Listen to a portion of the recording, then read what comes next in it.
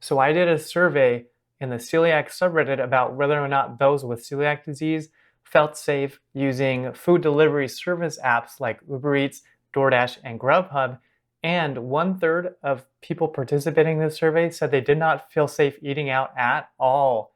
Wow, that percentage was higher than I thought it was going to be. So if 1/3 of people with celiac disease who responded to this survey don't feel safe eating out at all, is it even safe for us to use food delivery service apps? I believe the answer is yes, but there is a big caveat to that yes. What is up, YouTube? I'm Jordan and I'm gluten-free out of necessity because I have celiac disease. Yes, I believe you can be just as safe using these apps to order food as if you were ordering out in person, for those of you who do feel safe eating out. But the big caveat is you can't rely on the information in the app alone. I've done some research with these apps. I live in the San Francisco Bay Area and I've placed orders or pretended to place orders in the 3 biggest apps, Uber Eats, Grubhub, and DoorDash.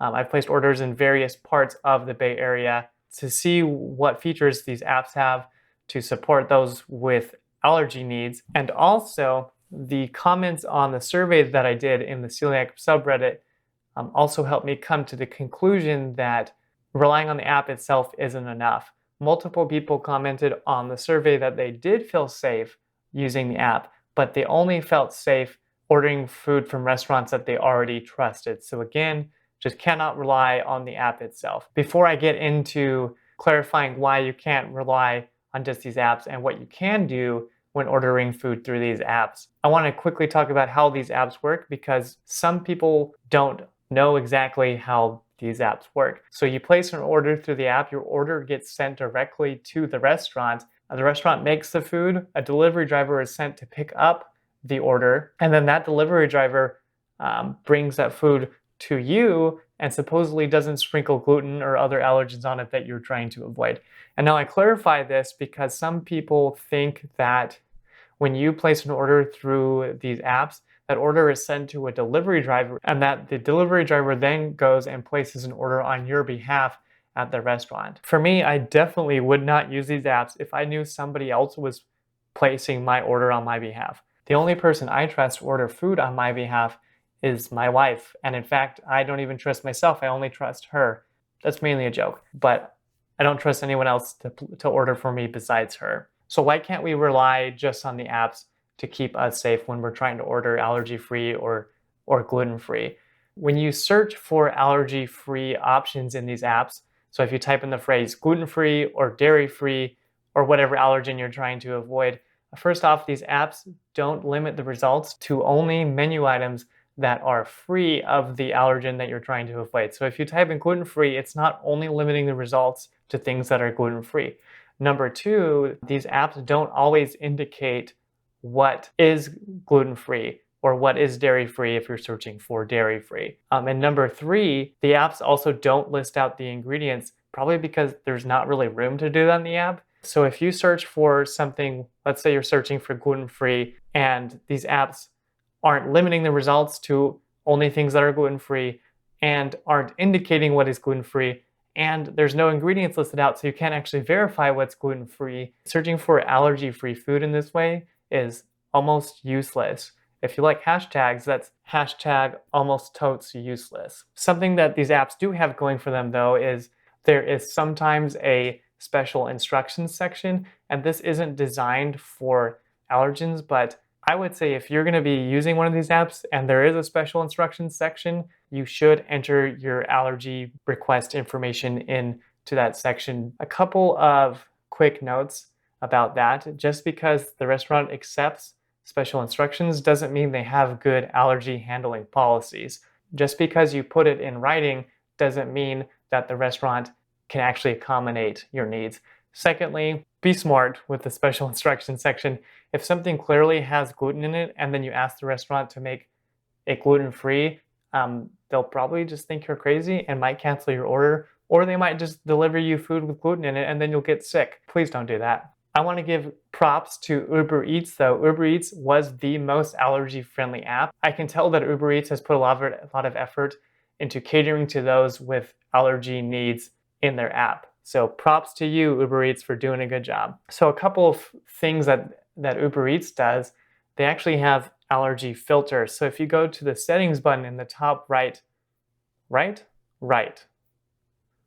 Shoot, I'm on selfie mode right now, so I don't actually know which side of the screen I'm pointing to. Top right, whichever one that is. There's a little settings button. It looks like two lollipops on their side. You click on the settings button and you scroll down, you can see filters like gluten-free, vegan, vegetarian, or even a generic allergy-friendly filter. I didn't find that these filters were that useful, at least here in the San Francisco Bay Area, even though theoretically there are lots of restaurants around here that can cater to allergy needs. When I selected the allergy-friendly filter, for example, it eliminated all restaurants. Nothing came back in the search results in all of the areas around the Bay Area that I tried to use Uber Eats. When I used the gluten-free filter, almost no restaurants came back in the results. Even though I knew that there were other restaurants around that were gluten-free, they just weren't showing up. And that's because restaurants self-select to be included in these filters in the Uber Eats app. You can also search in the Uber Eats app, just forget about the allergy filters. You can type in phrases like gluten-free or dairy-free, and Uber Eats does a decent job of labeling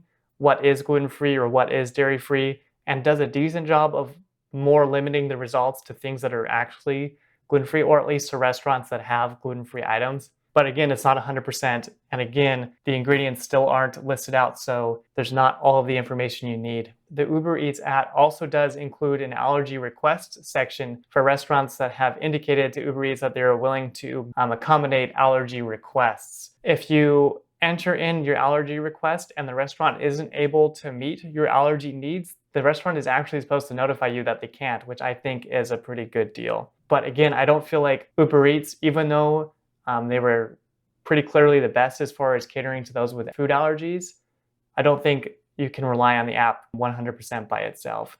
So if you do trust a restaurant and then feel safe ordering one of these apps, great. If you don't already trust a restaurant, you can do some research on your own. If you don't already use the Find Me Gluten-Free app, it's called Find Me Gluten-Free. If you don't already use that app, you definitely should. The app contains reviews of other gluten-free people who rate restaurants based on not only how good the food is and how good the customer service is, but even more importantly, how well the restaurant handles food allergies and whether or not the food makes people sick that have allergy needs. If that app doesn't have enough information to make you feel safe about the restaurant, you can always call the restaurant and ask them about their allergy handling policy. You can look at their website and find their menu and find all the ingredients and see if their website has any information about their allergy handling policy. I would say if you call the restaurant and they don't know what gluten is, you probably shouldn't eat there. That's my pro tip of the day. I would also say when you're placing an order through one of these apps, it might be a good idea to either call the restaurant before or after you place your order, just so that they know to expect the order and they are made clear on what your allergy needs are. You could even go above and beyond and call them before and after you place the order, but they'll probably think you're annoying, and I'm mainly joking about doing that. So I hope you found this video helpful and that you can use this information to use these apps more effectively with restaurants that you trust. Please remember, just there isn't enough information in these apps to make you completely safe, but you can do your own research.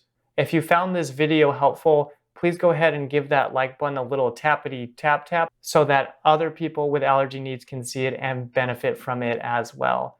Peace.